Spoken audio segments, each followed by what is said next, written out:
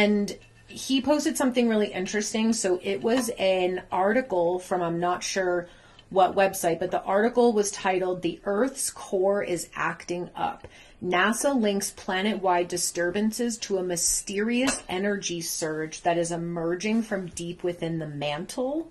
Mm-hmm. And I was like, oh, that's so like inner Earth. The fake Earth crust. Yeah, the fake Earth crust. And like, you know, we've been saying for a while, like I kind of believe that like Mom and the Galactics are in the inner Earth now, like pumping from the inside out. And so it goes on to say that they are basically, all the scientists are confused because they don't understand Earth's magnetic field, obviously. And so this guy said, "I've been writing about this for 2 years now. Why is the Earth's core acting up?" He said the most likely answer is the galactic current sheet, which the first time I heard that phrase was like maybe 4 months ago. And it was from that same guy, Suspicious Observer, who does like, he talked about the galactic current sheet and basically says it's like, I think it's probably either the galactic central sun or the galactic center or like something that we can't see that basically sends out these pulses that ripple throughout time and space and create disturbances. And then they can't really track it, but they can see where the disturbances are. So he was like, we've been in this wave for the last 166 years.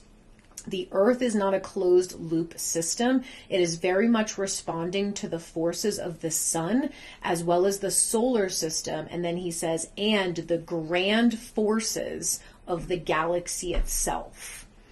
So weird. It kind of goes with like, because me and Hope had both like, oh, there was Cobra's article that was really good too, where you sent me. Oh, like the ending of darkness one? Yeah, so Cobra wrote about how, like, a bunch of dark forces have been leaving the planet, and another channeler I follow actually said the same thing. That a lot of them ended up surrendering and leaving the planet because they knew that some type of solar flash or whatever, this heightened energy was coming in, and they knew they couldn't sustain it any longer. And I just thought that was fascinating, considering we just had Saturn enter Aries, and that takes us back to the first time the other ones surrendered. Right, yeah, no, I feel like that will, it's definitely like realigning. I'm at this point, I'm convinced we're in like a never-ending time loop. Yes. I'm convinced that that's been going on since like 2020 when we were in like lockdown. Like, I feel like the Earth as a plane is in lockdown and we're just like looping the same shit. Yeah.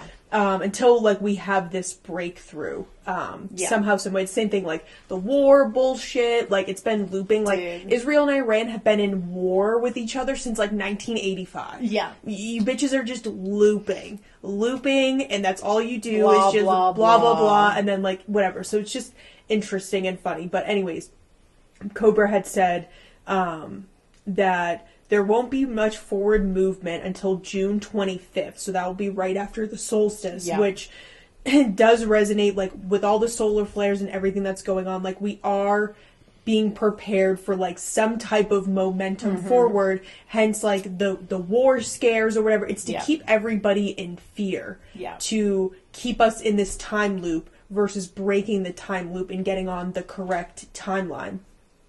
And what was the other thing? The middle of July, Neptune will be in opposition of the M87 galaxy. That's something we should probably research and like learn more about. He talks about that a lot. Yeah, like a lot. So there's something with that. This energy will bring a purification of the astral plane to the surface of the planet, infusing it with energies of cosmic love. This is supported but with the Sirius pulse, which will be a very gentle energy coming from the Sirius star system.